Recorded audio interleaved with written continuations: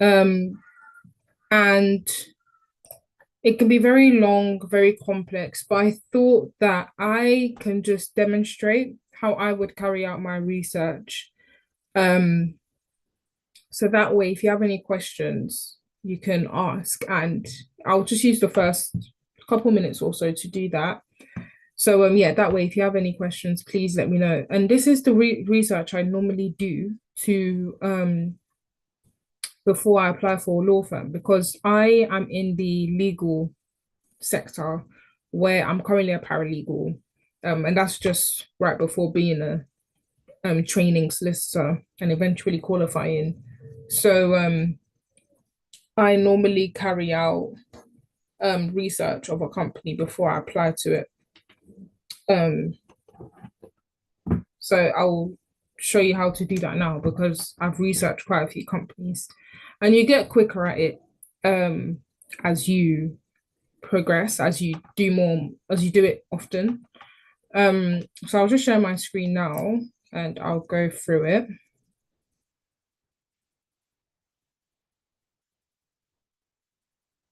What screen is this?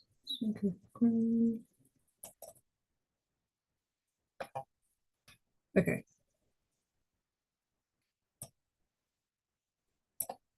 So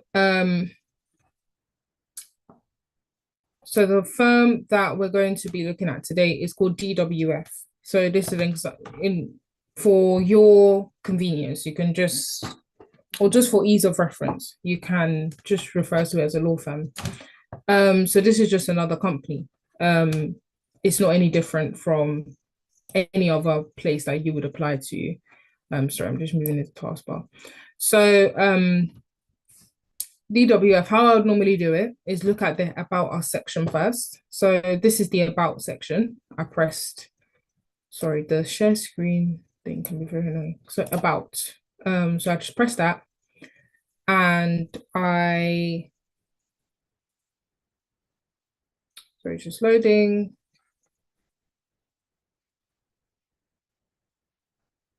So when I press about, this is what comes up with. So DWF is a leading global provider of integrated legal and business services.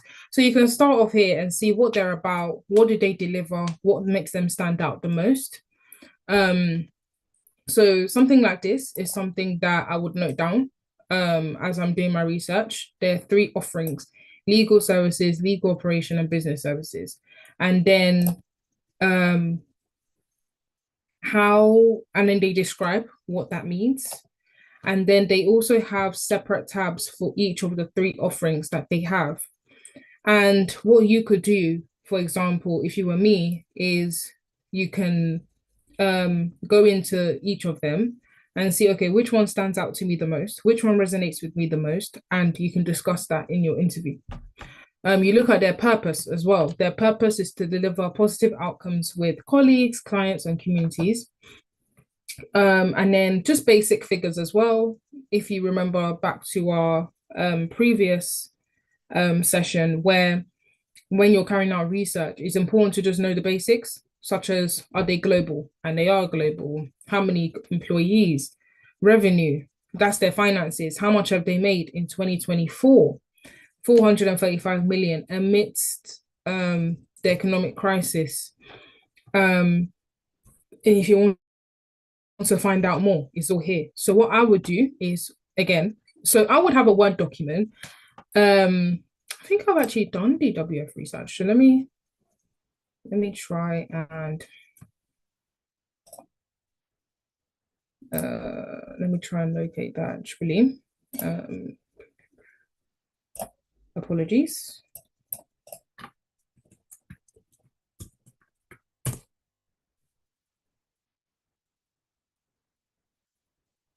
Okay, so I'm gonna just pull up an example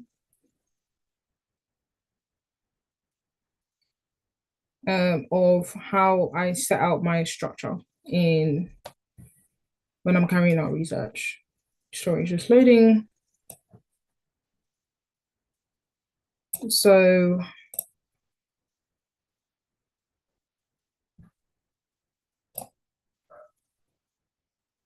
um I'm just trying, you can see. Okay, cool. So this is how I carry out my research. So this is their about us. So this is another law firm. So I would just say about us, and then that's their general. And then as you can see here, you can see that there's different tabs that you can explore, their culture and values. So I would put that okay, I don't usually write about culture, but you can put that in they're about us. For example, how the firm collects art. This is another law firm. How they collect art. That's that could be put their values. You could just change that and put the firm's values as opposed to how the firm collects art. But I was thinking this is how it could allow a firm to stand out for me because there's not many law firms I know that collect art. So back to the law firm we're currently looking at. Sorry, it's just loading. So their culture and values always aim higher, they're better together, disruptive processes, attention to detail. So again, they go into detail about each, for example, be better together. And then they reflect on what that means here. So it's something you can also talk about because they could ask you which of our values resonate with you the most. And it's important for you to know their values and you can apply it to your answer. For example, being better together, you can say you really value collaboration. You're aware that one of their values is to be better together. So there's an alignment in your values. So it shows your research and it shows that you align. So that's the kind of research I would do. So if I go back to about, and then sorry, my laptop is being incredibly slow. Okay, so find out more. So they have stuff about diversity and inclusion, which will be relevant to you if, for example, you're a Black woman. What do they do for Black women? For example, their targets to increase the proportion of women on the executive board. So they have a clear goal, building an inclusive workplace. Their campaigns, International Women's Day, Diversity Week, it shows that they are inclusive. Black History Month and cultural inclusion campaigns such as Ramadan support. So like you can see that they are an inclusive place to work at, and it's another box ticker. And you can also just cite a few things that you saw in your research. For example, from this list, which one stands out to you and why? Tracking their achievements as well. Awards. So they've got a few awards. So you can definitely mention this in interview. For example, top 30 employer for working families. Why does that work? Because why does that stand out to you? Because people are valuing work-life balance, having that time to make time for family, but also being able to work in a law firm, because as you may know, working in a law firm, it can be quite a lot sometimes. It can demand a lot from you in terms of your hours. And the fact that they've received an award for working families, that must show to some extent that they care about your work-life balance and your well-being. So it's something that could definitely stand out to you. So then they have diversity stats. They have their gender pay gap report. You can read that to get a better feel of what they're about, what they offer. People.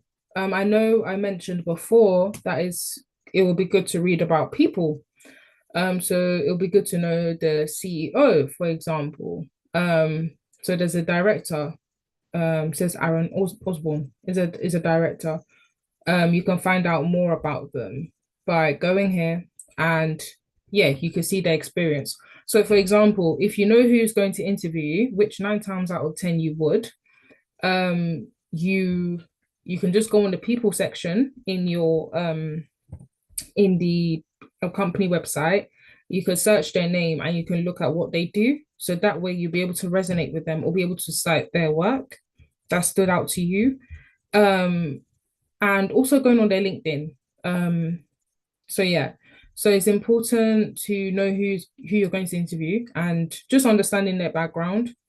Because for example, I researched who was going to interview me for a specific interview, and yeah, I found out that they had a podcast that they were on, and I listened to that podcast the night before the interview, and I mentioned it within the interview.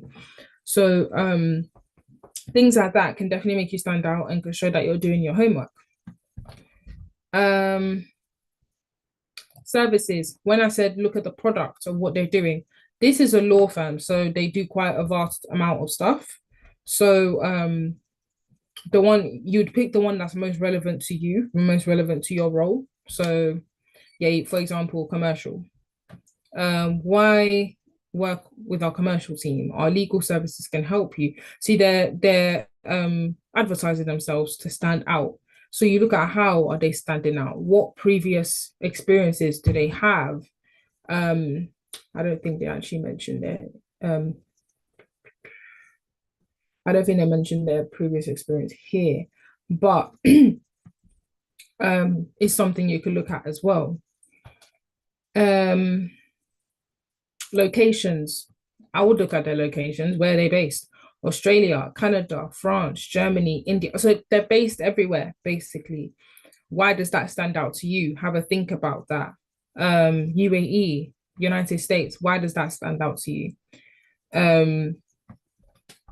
Something for you to look at. Sustainability is on the rise. So look at how are they working towards their sustainability goals? Do they have sustainability goals? It's something for you to look at as well. And then they even have an impact report for sustainability, which is good. It shows that they're accountable, they're keeping accountable, and they have clear goals. So it's important to look at these things. They have many reports here. So they even have an annual report, half year report. I would look at each of them. Let me see if I can download one now. Looks like I can. Okay. So this is all public information. So I would look at their strategy, their values. Why does it stand out to you? Their key performance indicators. How have they made a profit? How have they how has it worked out for them in terms of sustainability? So I'll look at that. There's another annual report I would look at. So over here. So when I was saying the annual report before, this is what I meant. So if you just literally, all I typed in was DWF annual report. It's public information. So it shows their revenue. This was 2023, though, it's very old, but you get the point. It shows their revenue. How much did they make in that financial year? Did it go up? Did it go down? And the fact that this is financial year 2021, their revenue was 400, but in 2023, it was 451. It shows that there was an increase in the profit that they made, despite the economic turbulence. So it's important to, you can note that. And the fact that you did your research like that will make you stand out. And it shows that, again, they're resilient in the face of economic challenges, which means that they're forward thinking and they're doing something that is still making them add value even in this economic turmoil. So you don't really need to know these technicalities. You can just look at revenue, for example. Did their profits rise? And it did. So you look at their connected services. Well, in the context of this law firm, I would look at their where have they made revenue? What is the most profitable? Why do I think that is? So it's many, many pages long. So you don't have to read the whole thing. If you do see an annual report, you can just look at, you can just have a quick skim. What stands out to you? So yeah, it goes on for pages and pages and pages, but you get the point. So my research doesn't stop there when I'm looking at a law firm. So there's something called the Lead 500. So when I'm looking at the Legal 500, um, so Legal 500 is basically it's a page full of rankings of different departments on how the law firm ranks in different departments in different areas of law. So, for example, civil fraud, the firm is top ranking in that department. What does that tell me about them? So, the excellent team at DWF is recommended for its work on insurance and commercial fraud, and they have testimonials. They have key clients, for example. So these are things that are public information, and you can have a look at and think, okay, where do they rank high? So in terms of their products, um, in terms of a company that you're researching, in terms of their products, what makes them stand out to you? If, for example, in healthcare, there's a specific ranking, if there's a specific ranking chart that you know about, then you can Google it and see where they come in terms of specific medicine. I'm not really clued up. I'm not really sure about how healthcare works, but in law is very useful because I can use this in interviews saying that they're top ranking in civil fraud, not even number two, number three, they're number one. So that's something that stands out to me and shows that they can really deliver good legal work. And they're probably not only top ranking in this, but top ranking in other areas. So they're not, oh, they are top ranking here in commercial litigation. So it's just several areas that they're top ranking in. So that's something I'll take a look at. And then blogs. So Legal Cheek is something that Legal Cheek is they do like a survey and then they see, okay, client employee satisfaction in terms of junior lawyers or to be lawyers, how satisfied are you in this firm? And they ask them to offer some testimonials. It's anonymous, so no one really knows who's talking. But it really helps me because it helps me to have an inside view of the law firm. For example, this is a snapshot of the insider scoreboard. So this is what people that work here have ranked these individual areas. Training, A is the top, A star is the top, but yeah. So A in training, quality of work, A, peer support, A, partner approachability. Partner is senior people in law firms. And the fact that they get an A, that's really important to me because I want to be able to approach my supervisors. Work-life balance, A star, that's something that would heavily stand out to me because having a work-life balance in law is one of the greenest of flags and something that can set a law firm apart for me. Legal tech B, I would think, okay, that's fine, but what tech do they need to update? You can even ask in an interview, what tech do you feel like you're implementing to move the firm forward? You can ask stuff like that. Eco-friendliness A, social life C. So you have to think, okay, is social life really important to me? That means it's not as high as the others. Why is that? Is there lack of social gatherings? Are there no parties? Are there no summer gatherings? So it's important to have an idea. Salary is here. Some of them, sometimes they don't disclose. So as a first year trainee, for example, as a training solicitor, this will be your salary. In law, it's very, very transparent what you will get. It's very publicly known. Your hours, your annual leave days, you just know these. Diversity, 67% of UK female associates. That's something that will stand out to me because that's over half. So it means there's a lot of women progression. UK female partners in leadership position, 24%. That means I stand quite a good chance of becoming a partner. Where I would raise an eyebrow, UK Black minority ethnicity. Sorry, BME. I feel like that's what that stands for. Please correct me if I'm wrong. If anyone knows what BME actually means, that just completely skipped my mind. But 5%, I would raise an eyebrow and be like, that could definitely be higher. but why is it low? But it's a thing where if there's progress consistently being made, that's something that will stand out to me. So this website is very useful for people that have no idea about a law firm and how it can make them stand out. So if there's an equivalent in any other department, in any other sectors you may all be in, whether it's tech, whether it's IT, these are things you can look at to see how a company compares to another company. That's if they offer that. So that's a quick snapshot of how I carry out my legal research. And then I would look on LinkedIn, but I don't think I'm logged into my LinkedIn on my laptop.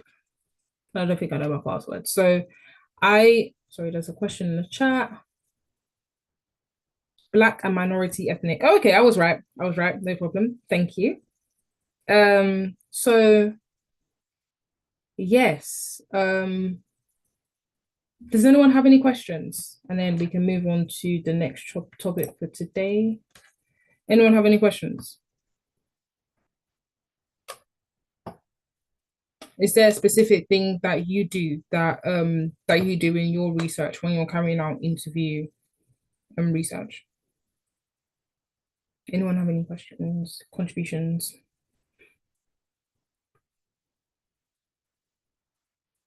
Ade? Thank you very much. Thank you very much for the teaching. I just have a question. Yeah.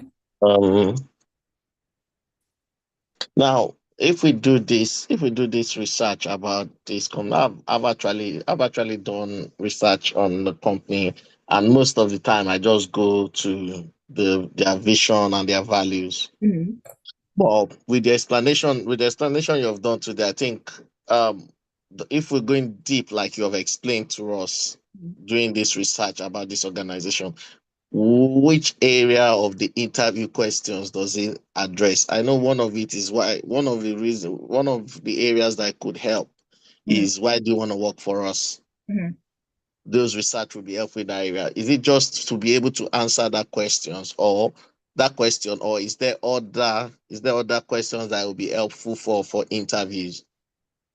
Yeah, thank you for that. That's actually a very good question. I normally use that for why do you want to work with us? Because it's such a vast, it's such a, there's so many ways you can answer that question, but it's a thing where you have to really prepare for that question because inevitably you're going to get asked that question. And you have to be able to know why. And you have to think there are so many people that are probably applying for this position. So how can you put your best foot forward? And it's a thing where they could ask, why do you want to work with us in different ways, such as what do you know about our company? I've been asked that before, a couple of times actually, and just listing out those specific things, they can make you stand out. For example, if you looked at the annual report, you can say, okay, I saw that in financial year 2024, despite the economic uncertainty, the firm still made a profit of XYZ. And this tells me XYZ. So things like that can really make you stand out in what do you know about our company, or the typical why do you want to work with us? So definitely, I think that those are that's the most relevant reason why, and it's for your own personal benefit as well. Like, do you like the company? Because I believe that you should apply to a company that you can see yourself being in. To any extent that you can, really, because you have to think, okay, does work-life balance, does it align with me? Does it align with like, do their values align with mine? Lucia, you have your hand up, sorry. Yeah, thank you. I just wanted to contribute to that particular question. So I recently had an interview, and that was the first question that the organization or the person the interviewer did ask. And I'd already obviously when I was Googling or when I was researching for things about the company, and I looked at, I think it was Glassdoor, and there's a lot of reviews about people that have done interviews, and they said that was the first question. And what they wanted to hear was, what have you researched Mhm. about the company? So the question is, why why do you want to work for us? So the question is, what have you researched about the company? That's how you would think about the answering the question. What have you researched about it, and how does that, how does that affect your own goals, your long-term goal, your long-term vision? That's how you would answer that question. So for example, when when I was asked the question, so the interview was with Transport for Wales, and they did ask, why do you want to join us? And I said, I love the innovation that is happening. Excuse me. I love the innovation that is happening at the moment with that the Transport for Wales is doing with the trains. They're transforming all the old trains and bringing out new trains.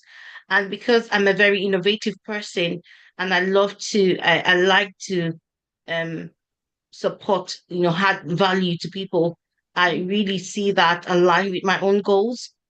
Just, I actually looked at what they were doing, and Mm. I added that to my own kind of skill set that I wanted to sell to them as well.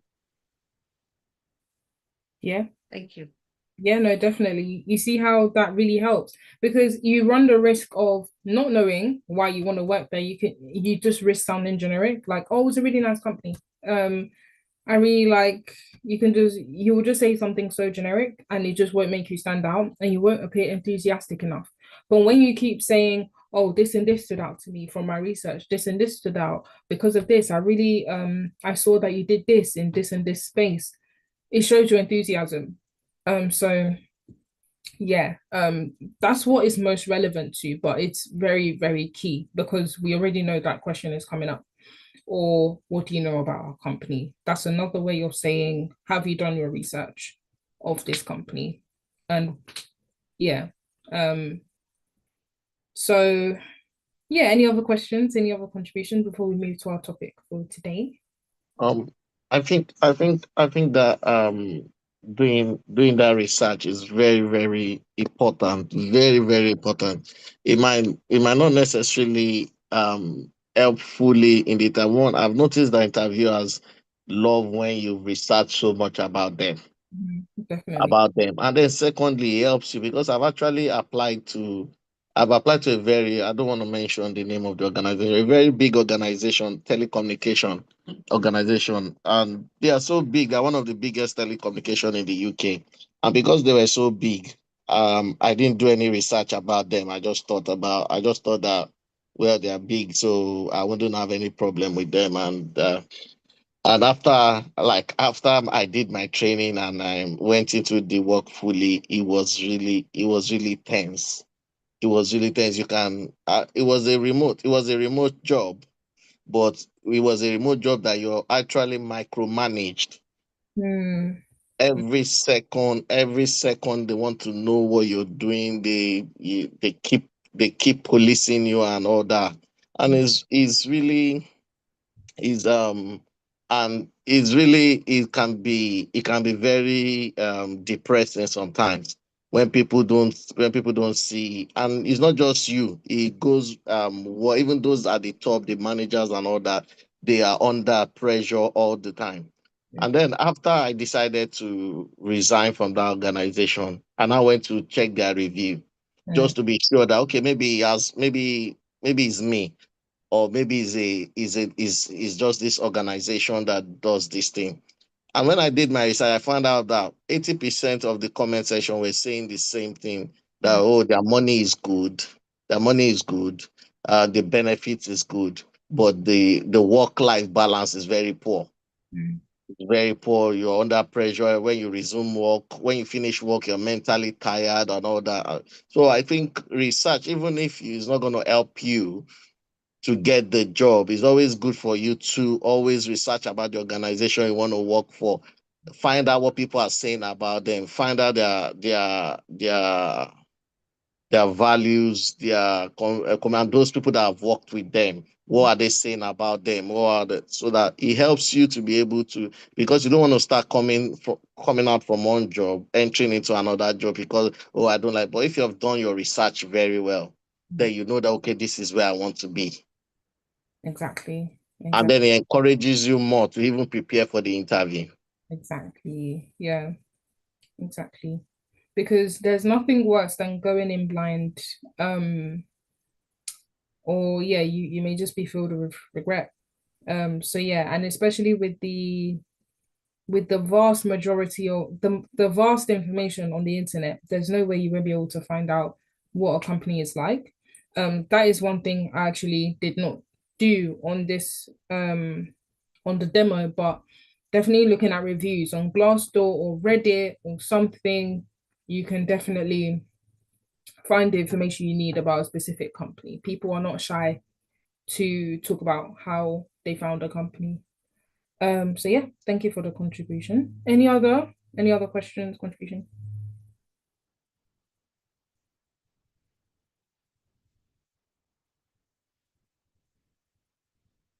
Okay, in the absence of that, let's begin our next session.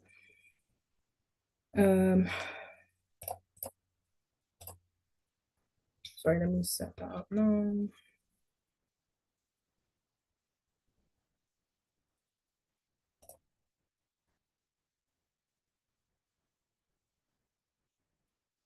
Sorry, I always struggle to share my screen, Zoom.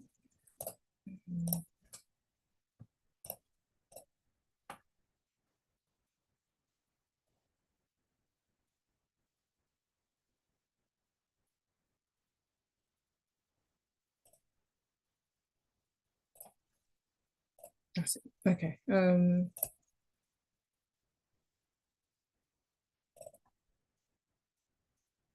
Okay. Can we all see my screen?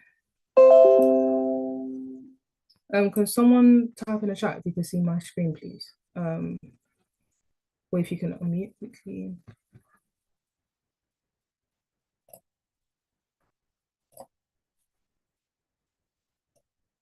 Thank you very much. Okay, so we're going to talk about common interview questions. So this will be the first session. It's in multiple parts. So common interview questions. It's gonna be quite interactive. So I would be grateful if everyone could either unmute or if you could type in a chat.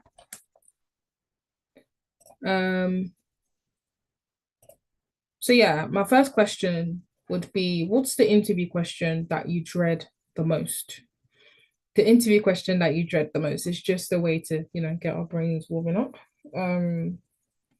Yeah, what's an interview question that we absolutely hate? I think I'll go around. Is Cecilia there today? Not sure she is. Yes, I am. Oh, hello. So yeah, what's I think I'd want to hear from you first. What's an interview question that you absolutely dread, and why? I think I would say, why should we pick you? Yeah, I agree. And so that means you really need to sell yourself. Yeah. And you don't know when it is enough, when you've said, what is enough, because you don't know how many people have applied for the job, how many people have been interviewed and all that. So why should we, why should you be the one to get this job? Or sometimes the question can be, what would we be losing if we don't pick you or something? And I think I saw the one question that is similar to that if we don't select you, what would be what would we have missed, or what would be our loss or something? So you had to you selling yourself. So it's actually you really need to speak and I just feel that, well, when will it be enough, or when would you think that you've said enough and you've sold yourself as the right candidate for the job?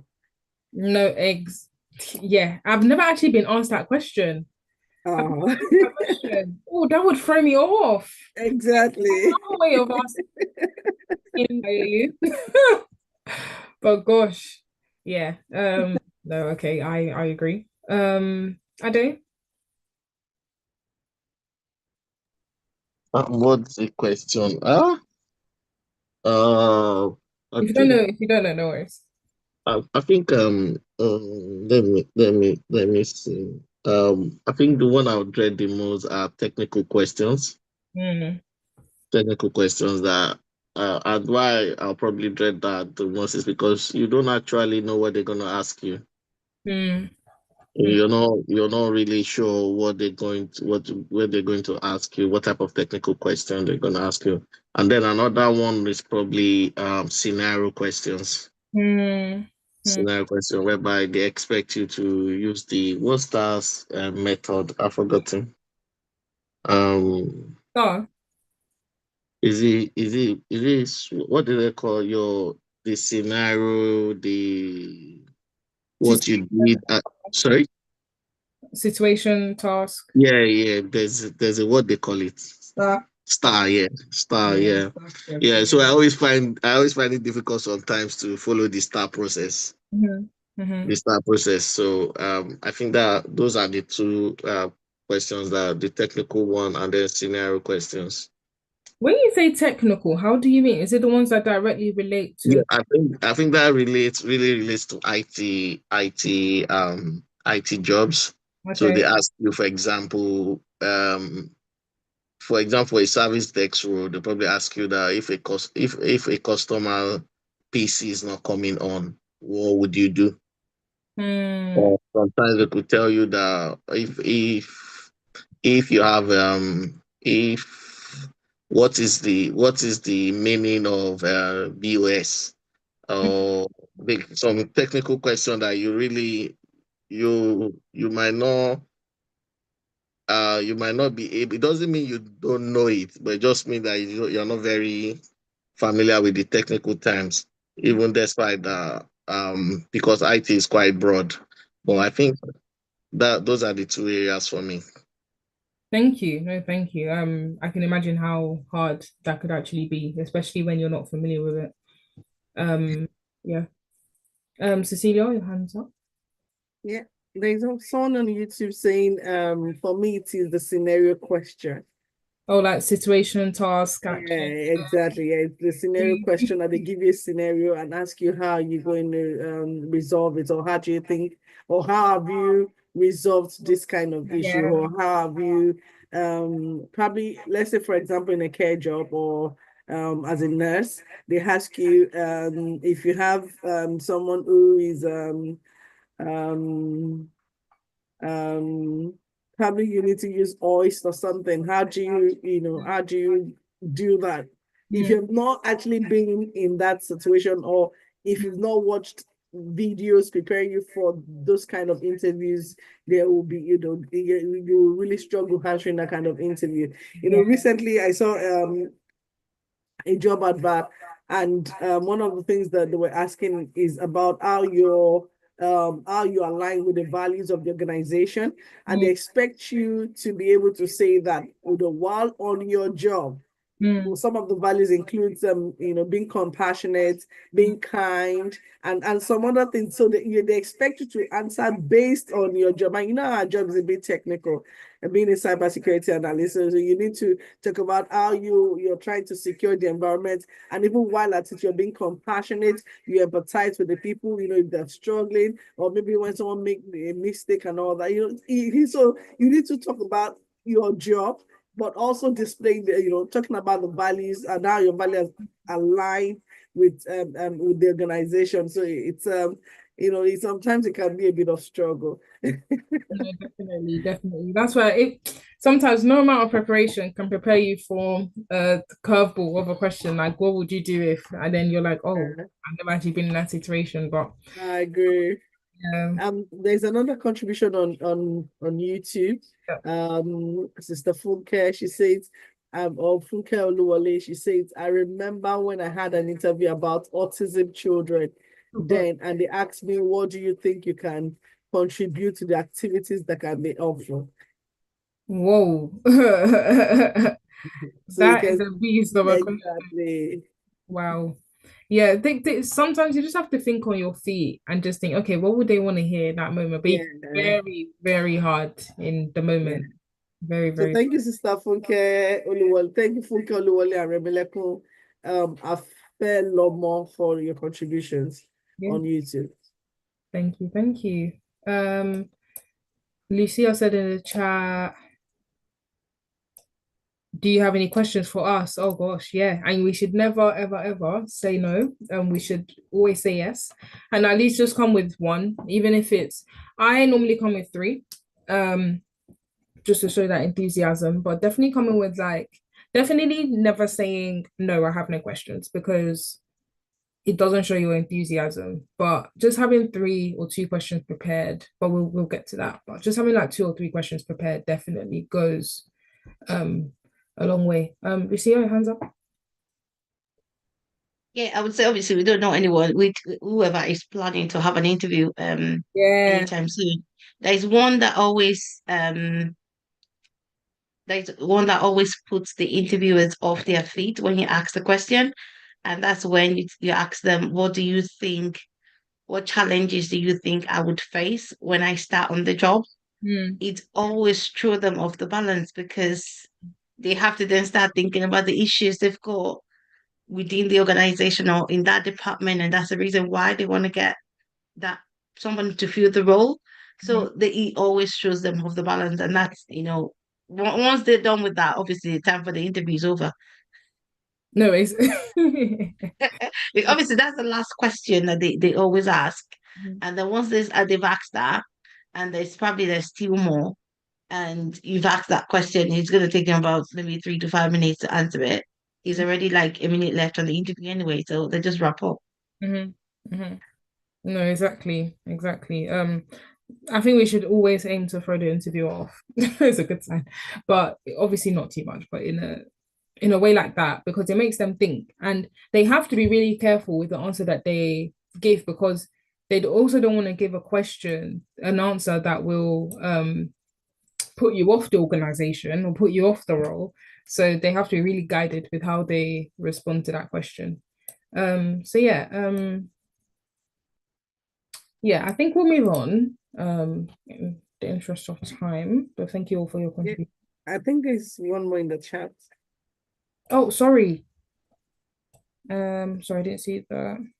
What is your weakness? Oh gosh, yeah, that we're gonna get to that actually. We're gonna get to that one with how to answer that one, because that one we have to all be very guided in how we answer that one. I don't know why they ask such a question, but it's always asked. I think they want to purposely throw you off, but once you know how to do it, it won't really be um an issue. Okay, so thank you all for your contributions. So the first common question is, tell me about yourself. Tell me about yourself. It can be, yeah, it could be a very broad way. There's very broad ways of answering this question. So what it really means is, walk me through your professional background and show me how it fits this role.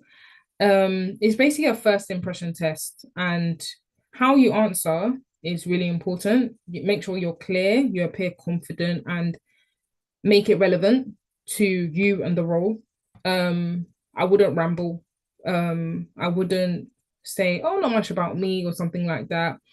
Keep it long enough so that it's engaging, but also don't make it too long, because that will be like your first question. Most of the time, it's the first question. So, and then it can actually build your confidence if you answer it well. So I would say practice makes a lot of perfect with this question. I would practice it until you know it inside and out, with some prompts if possible. If it's a virtual interview, I would have like a prompt of maybe 1 word, like 5 words, that would make me remember the order of how I'll say it in. But if it's an in-person interview, again, I would practice with prompts, but not take the prompts in with me. But yeah, it's important to answer this question well. So how to answer.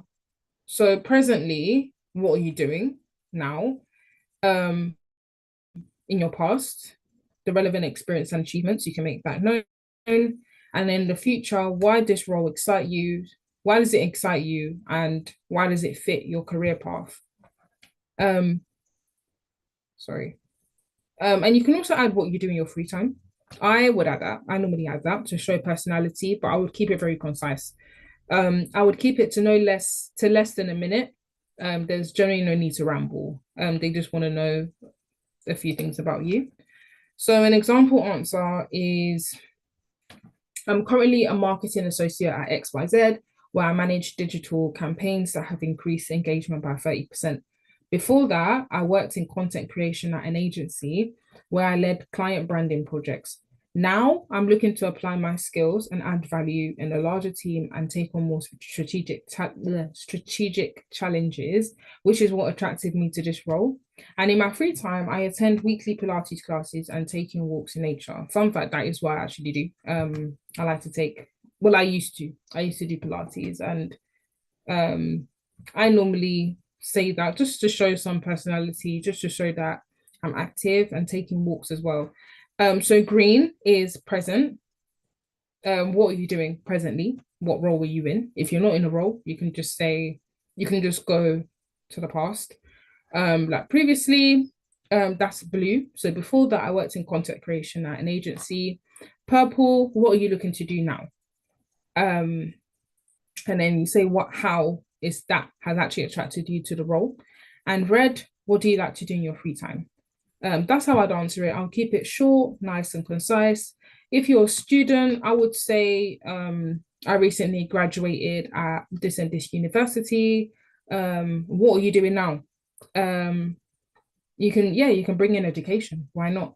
And maybe if you just finish your A levels, I currently did my A levels in this and this and this subjects, and and then you can go into what you're looking for now if you've not had a role before. Common mistakes: rambling, making it too personal. Rambling, it just means you're going on and on and on and on and on. It's not really concise, and you'll probably make your interviewers very bored or very put off. Like it shows your lack of preparation, basically. Making it too personal, you don't need to say like you recently suffered a bereavement or something like that. They don't need to know that. No clear direction or relevance to the job. It needs to be relevant. Let's keep it relevant to the role, because they want to know about you, but they also want to know what can you bring to the role, but in a very, very short and concise way. Because bear in mind, this is the beginning of the interview.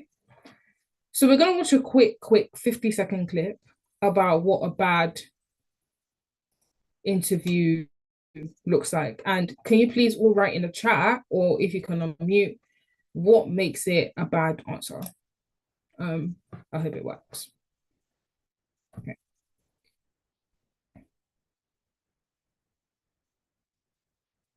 I would love to work in marketing. Or advertising. Yeah, I'm pretty versatile.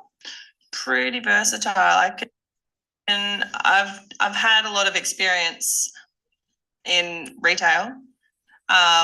So I think that pretty much encompasses a lot of the main things in life. Good with customer service, which is the most important thing. I'm good with numbers, and I have a very nice phone manner. Yeah, and I'm good with Microsoft Word. I've got that down pat. Sorry, that last bit just made me laugh.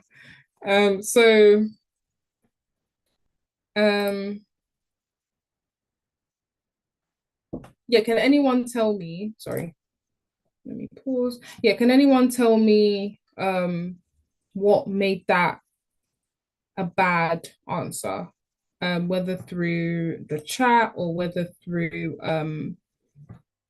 whether through the chat or whether through unmuting. Anybody?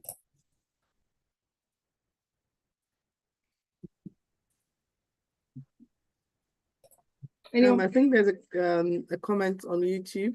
Yeah. Remy Lomo said she doesn't sound confident, which I quite agree with.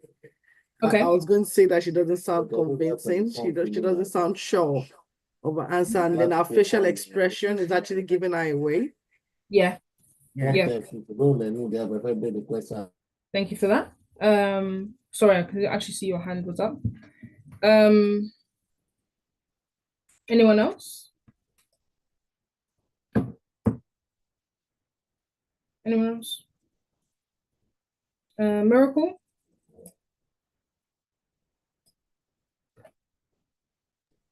Funke Oluwole says she's not clear. Yeah. Yeah, I agree. Lucia? Miracle? Adiola? Anyone?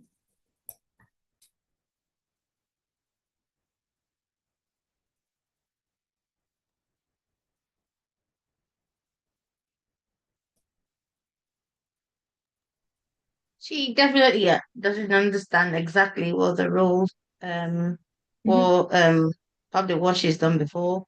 She might just be somebody that just wanna just get on the job because probably she loves the money and she just wanted, and she's not even done sales before, or she doesn't have any work experience before. Yeah. She's just trying to make it up as she goes along. Yeah. Yeah, exactly. There was no thought, there was no, she was just saying her experience in bits and what she brings, but she someone said she talks personally to herself and not sure of the role. Not coherent. No, exactly. They could have definitely been more coherent, could have definitely been more concise, and spoke about the role more, about what she's looking to get out of the role. So I think you all understand how that was a bad answer. So thank you for that. And like Cecilia said, the facial expressions, it really gave it away. The facial expressions, it was just showing lack of confidence or lack of knowing how to answer the question and just freestyling. There's a balance. You don't want to sound too scripted, but you also don't want to sound like you never prepared. There needs to be a balance. You need to let it flow. Okay, so I'm gonna get one of us to try. It doesn't, or whoever that does want to try. Does anyone want to try and answer? Tell me about yourself. And if you're able to put your camera on, that would be nice. And then, yeah, we can all feedback on how that was. Obviously, with love, obviously. So does anyone want to give that a try? Anybody?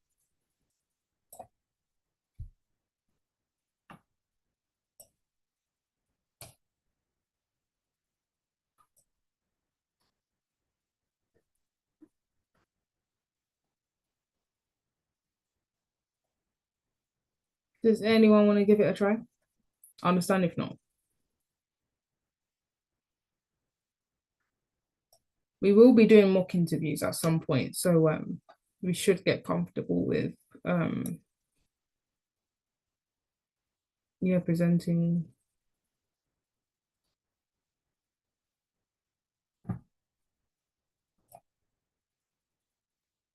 I think I'll give it a try. I was about to call your name actually, like your camera is on, I can see. So do you want to give it a try? Yeah, okay, go ahead.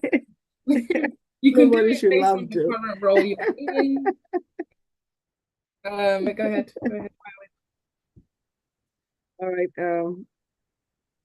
I'm Cecilia, and okay, that's what we're saying. And okay,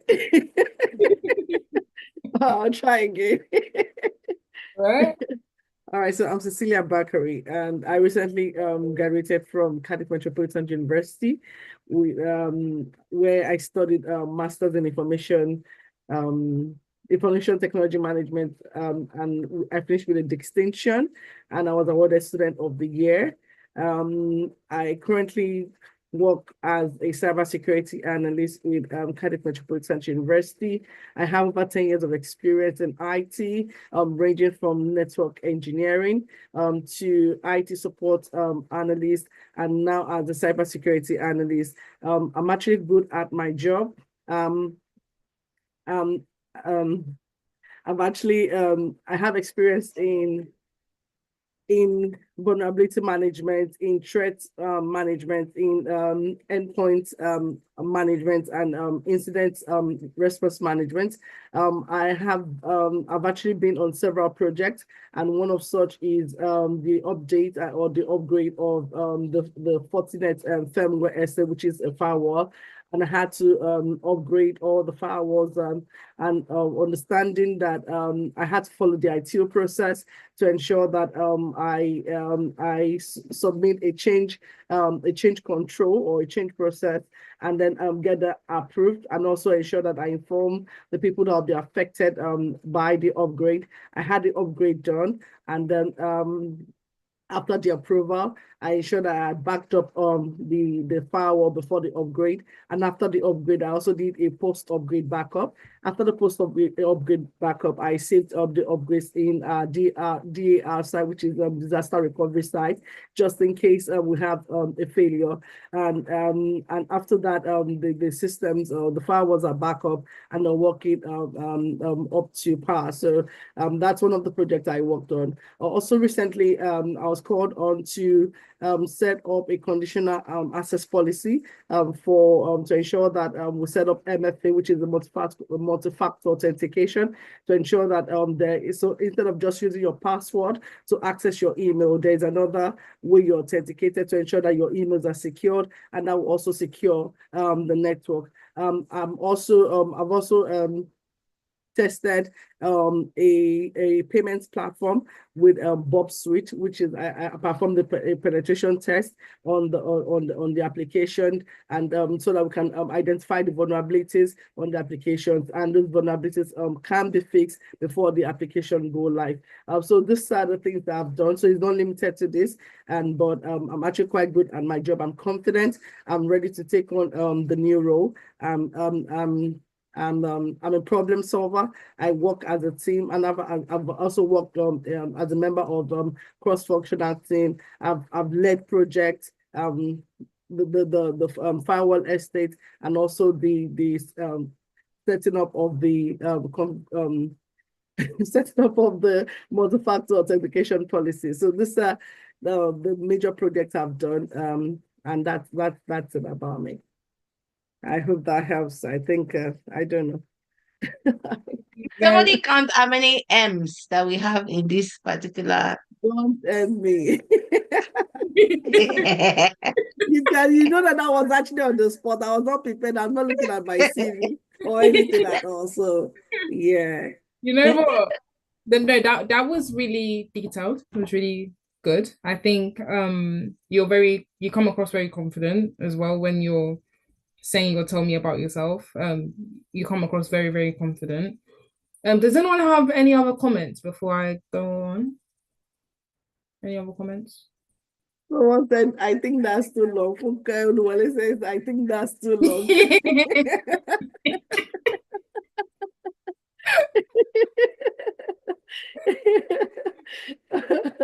Okay. All right, taking on board, points taken. So, no, it was you sounded very confident, and they will definitely be able to tell that you're very suitable for the role. The only thing I would say is, yeah, it was quite long. I think that was about more than 2 minutes. So I think if it's less than a minute, but very concise, keeping it very concise, literally summarizing everything you said into literally less than a minute. I normally try to put it less than a minute by just practicing as much as I can to bring it under a minute. And yeah, it's easier said than done though. But thank you for volunteering, putting yourself forward. And that was a lot to have said on the spot. On the spot, I would definitely speak for like 10 seconds. Like no, that was really good. Thank you very, very much. Does anyone else want to try before we move on? Okay, I think if not that Sister Funke is on YouTube, I think she would have wanted to try. She typed something and she's deleted it. Funke Oluwale. Oh, okay. Yeah. No problem. Okay. She typed something, but she deleted it. Oh, no problem. If she's on Zoom, we would have seen that and probably would have read it. Yeah. So the next common interview question is, what are your strengths and weaknesses? This is a very dreaded question, and a very off-putting question sometimes, but it's something that's very common. So what does it really mean? It means, are you self-aware? Can you reflect on your abilities honestly? And can you grow from feedback you receive? Uh, Yeah, I don't know. I think Funke Oluwole has posted something. yeah, what she said. My name is Funke. I'm a graduate of Swansea University. I worked as a carer for over 1 year, supporting individual with learning disability. Mhm. Yeah, I think that's about it. I don't know if she's still typing there, but I know it was longer than this, what she sent earlier, but that's a bit of what she sent. That's a good start. Yeah. It's a good Yeah, start. it is a good start, I agree. Great start. So if there's more, please add it in. I think if she comes with more, then you can just feel free to stop me and we can continue with what she said. So how to answer this question? So they could ask either strengths, like what are your strengths, or they could ask what are your weaknesses. And they tend to go, you know what, with strengths, they could ask something like, how would your friends describe you? That's basically them asking for your strengths. And I would pick three relevant to the role. For example, my go-to is mostly reliable, driven, and enthusiastic, for example. Weaknesses, I would choose a real but non-critical skill. Show growth and how you're managing it. So we're gonna get to that now. So an example answer for strength is I'm highly organized. I recently led a product launch project that required coordinating 6 departments, and we delivered a week early. For example, you keep it short and simple. You don't need to do a whole star method for this because you're giving more than one example. So if you're giving like 2, I would just do a quick and snappy strength. So you can highlight the strength first. I'm highly organized. And then you say, okay, give an example. I wouldn't just say, I'm highly organized. I am friendly. No, like I'm highly organized. I have great attention to detail and I'm a great collaborator. Because they'll just say, okay, she's just saying that. Where's the examples? So it's important to just put a little example at the end of your answer. So something like this, something short and simple for each of them. For weakness, to avoid saying, I would avoid saying critical job skills that are relevant to the role. For example, in a job description, if they're looking for collaborators, you can't say, oh, I'm not great at working in a team. I'm not great at that, don't like it. We should err on the side of caution with this question. I wouldn't say the weaknesses that where they're looking for particular strength in. Lack of attention to detail, I would avoid saying that because almost every role requires attention to detail. Lack of motivation, it will just show that, are you being lazy? Are you not enjoying your role? Cannot work in a team, I would avoid. Cannot make conversation, it will just show you're not a people person. And 99% of the time you're working in a role that would involve interacting with other people, and they would hire people that would fit into their culture. I have no weaknesses is also not a great answer because it shows you're not really reflecting. It's important to at least highlight one. But I think they would even give you an amount that you should say in terms of what your weaknesses are. But I would say 3 maximum. So does anyone have any other weaknesses that they think you should avoid, that you think we should avoid saying? Anyone else? Anyone else have any that they think we should avoid?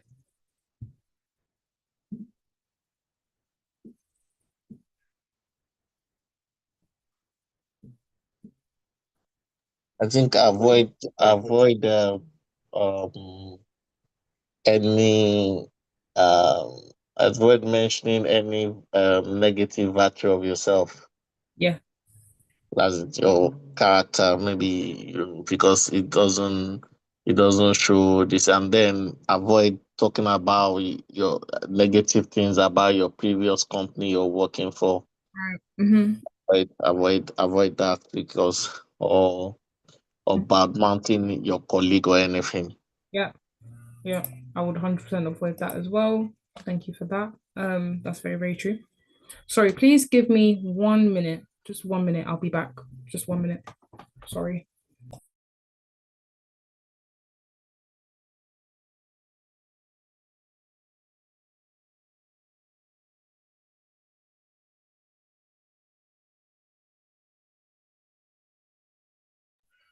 Very sorry.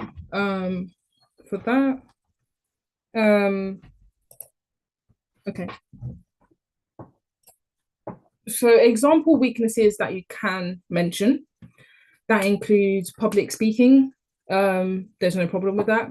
But when you do state your weakness, I would say that you should mention that you are growing from it or you're working on that weakness. Don't just say, oh, I'm terrible at this and keep it at that. You should say, how are you working towards making sure you're growing? That's what they value and that's what they're trying to see. So public speaking can be, I used to get nervous speaking in front of groups, but I've been practicing by volunteering to lead team meetings. It's getting easier with each one. So why it works is common, it's relatable, and it shows you're making improvement. Another weakness that you can mention, overcommitting or struggling to say no. That's a good one. I tend to take on too many tasks because I want to help. I started using time blocking to set clearer boundaries and to prioritize better. It highlights enthusiasm and work ethic, but with boundaries, basically. So there needs to be boundaries, because if you keep struggling to say no, then your workload will get more and more and more and more and more, and then you may struggle to deliver. And it's a good weakness to have though, because it shows enthusiasm and you're willing to go the extra mile. But we should always set boundaries at work. In the chat, it'll be helpful. No problem at all. No problem. Another one is another two, sorry. Impatience with delays. So you may be very quick, you just want to move quickly, you don't like delays, and not being patient. So how you can use this is, I like to move fast and get frustrated with slow processes. I'm learning that patience and process improvement go hand in hand. So why it works, you care about results, but you're learning how to work within structure at the same time. Because when you're moving too fast, you can make mistakes. You can recognize that as well, that okay, if I move too fast, I would make mistakes and it may affect my attention to detail. Another one you can mention is perfectionism, but I would tread carefully. You have to show how you're managing this one. And it's quite cliched. I would probably avoid it, but you can use it if you can't think of any. So you can say, I used to spend too much time trying to perfect every single detail. Now I focus on what adds the most value and I seek feedback earlier. Yeah, so it's a classic, but yeah, I would tread carefully with that. Any questions? Any questions or any example weaknesses you think are really good that you use that I haven't mentioned? I think probably for me is when given a task and I'm not able to get the answer or the result, I tend to go over time. So I don't mind going over time beyond my closing time to see that I get it done, because I really want to get it done. So I love finishing or completing a task when assigned to it. So though it's a weakness because I should close at a certain time, but Yeah. I think it's just for me. Sometimes I can close 8 o'clock because I want to see it to the end and all that. So yeah. That's a great weakness to use. And it just shows that, yeah, you're enthusiastic once again and you're determined, driven. It's a great weakness to use. Anyone? I think someone is asking a question. Can multitasking be a weakness? Oh, 100%, yeah. That's from Funke Oluwale on YouTube. She's on YouTube. Multitasking. It definitely can. Multitasking. but you say how you're, it's important to say how you're managing it, because that's even quite a strength, really. It's quite it fits in more as a strength. Or Licia, what do you think? Do you think it fits in more as a strength, or is it a weakness? I'm not. Multitasking, if you know how to multitask, then is definitely a strength. Yeah. But then if you want to use it, the only way you can use it as a weakness is when you say that while you're multitasking, you're not prioritizing. Because when you multitask, you can actually be focusing on the wrong thing rather than, once you know the priority. So definitely in some kind of jobs that you find yourself, like I found myself, for example, I could be working on 3 different projects at the same time. But then based on the priority that has been given to each of the projects would then determine the percentage I want to share my hours with. So it could be 40-40-20 on each of the projects. So multitasking is a strength, and it could be a weakness by saying that sometimes, because you know how to multitask, sometimes you don't set priority, which sometimes what's it called, which could delay on a project. But now you have been working on that to make sure that you understand the priority for each of the work that you've got, and then that then helps to balance out your hours in the day. Yeah, yeah, exactly that. I hope that clears it. I hope that clears it. I have nothing else to add. Definitely, that's how I'd use it as well. But I would be conscious in terms of the job description, if they're looking for people that are able to prioritize. For example, in law, I know that's something that's probably quite essential, so I would be cautious. It depends on the job description as well. If it says, okay, ability to multitask, and that's like a key part of the job description, I wouldn't mention that as a weakness. I wouldn't. Yeah, I wouldn't mention that as a weakness, just to be on the safe side. But yeah, any other questions? Any other contributions before we move on? Probably not going to finish this today. We'll probably finish it next session. Okay. Uncle Wally says, thanks for the explanation. No problem. No problem. Thanks, Lucia. Okay. The next one, and I think we'll stop here after this, is why do you want to work here? What it really means is, do you align with the company's values? Have you done your research? Will you stay long term? That's something that also matters to companies, like, because they're investing in you at the end of the day. They're investing in you. So do you want to stay long term? Yeah, have you done your research, and do you align with the company's values? So how to answer this question is, I would mention specific things about the company, such as the mission, the products, the culture, and how we carried out the research. Literally, now, sorry, something in the chat. Can we have the slide in the group? Yeah, of course. I can do that, no problem.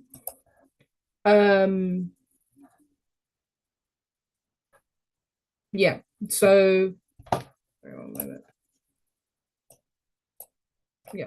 So yeah, it's important to mention specific things about the company. And yeah, so how we did research at the start of this session, that's how you should do your research, and that's where your research will come to light here. It's this question specifically. And it's important to tie the things that you've learned about the company to your personal or career goals.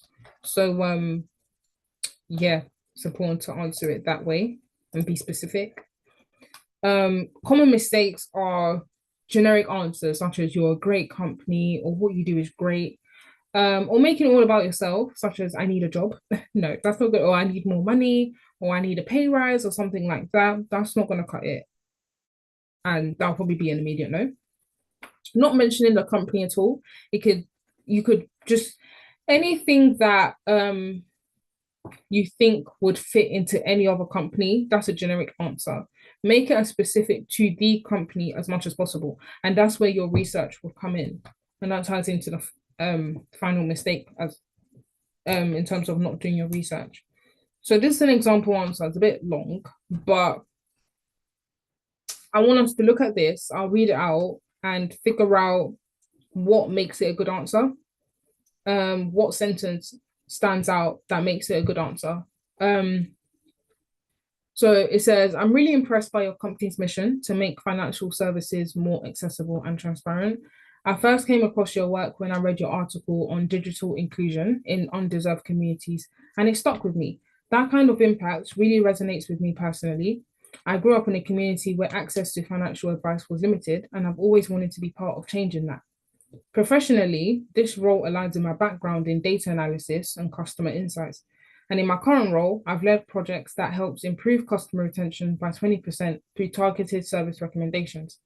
I'm excited about the chance to apply those skills in a mission-driven environment like your own. Beyond that, your culture of innovation and continuous learning, especially through your internal mentorship program, is something I'd love to be part of. It feels like a place where I could grow and make a meaningful contribution. So in terms of this answer, what makes it a good answer? In terms of why you want to work for the company, which specific areas or which specific paragraph make it stand out to you? What makes it a good answer? You can write in the chat, you can raise your hand, you can unmute. You can feel free to unmute, you don't have to raise your hand.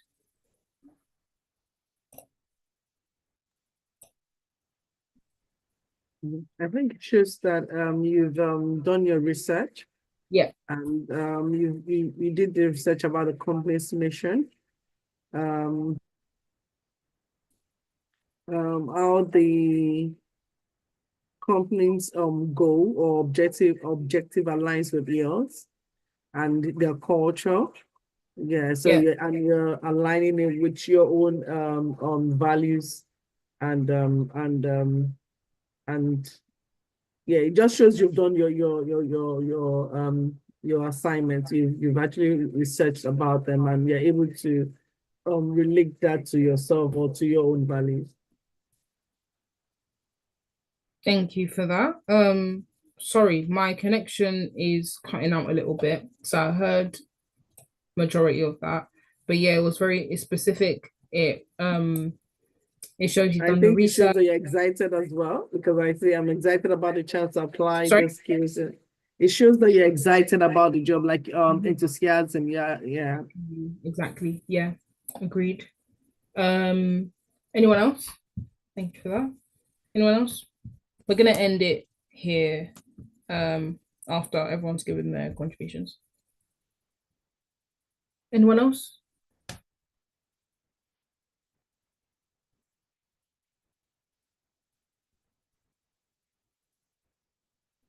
In the comments, anyone?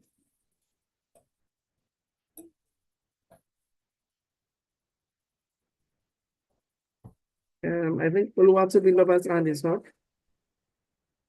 Okay, yeah, please go ahead. So, doing everyone, I'll just to the conclusion, I'll say it's important to really familiarize ourselves with the job description.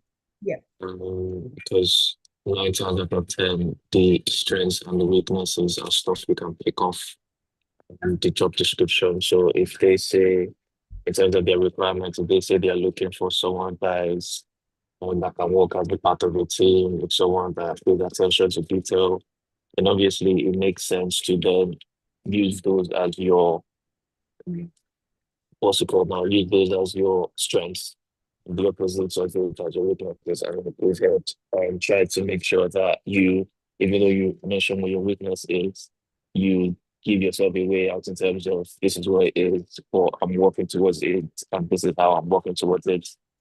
I would also say there are certain things that we can pick in our daily lives, like certain experiences. So in terms of the scenario-based questions, for example, you might not actively be, or you might not have actively been in that kind of situation before, or based on something that you've seen or heard, or maybe seen in a movie or whatever, you can then infer, because it's not like the interviewer will go and check your life history to see if that actually happens.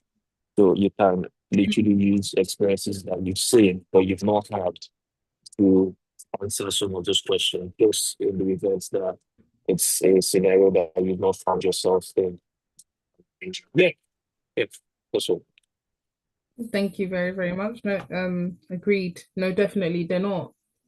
When I was preparing for an interview, Toby actually did tell me that. Like, they're not gonna fact check.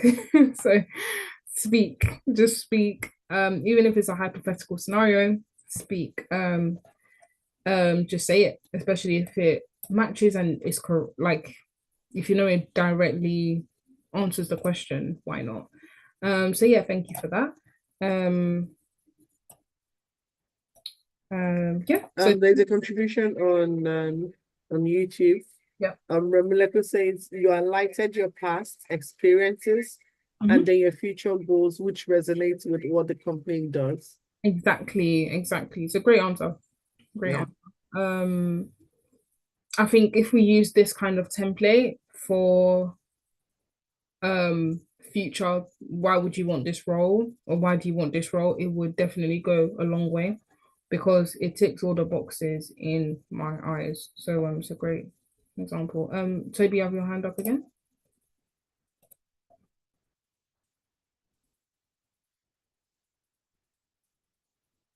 Toby, you have your hand up.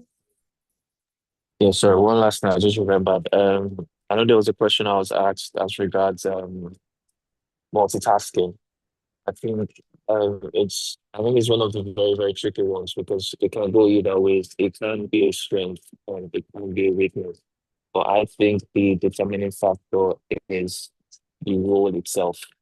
There are certain roles where multitasking is a plus. Say, for example, customer support, or administrative roles where you might need to be on the phone and at the same time raise a ticket, or at the same time reply to an email.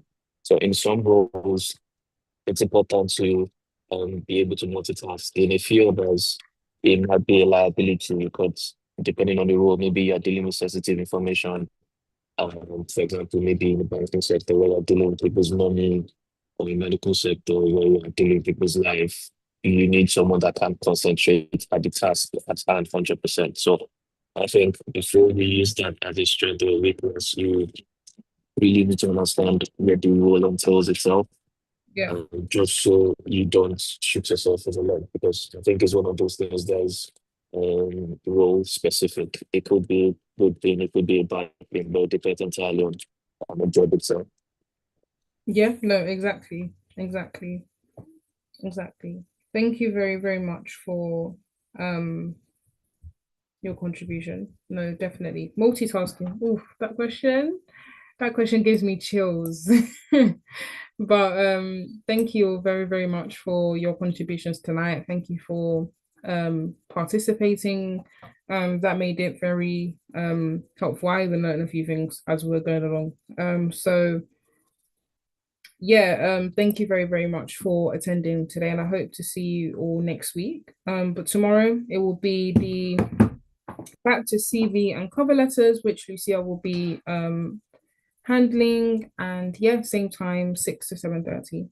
But thank you very, very much for attending. It was lovely to see you all, lovely to interact with you all, lovely to hear from you all. So yeah, see you next week.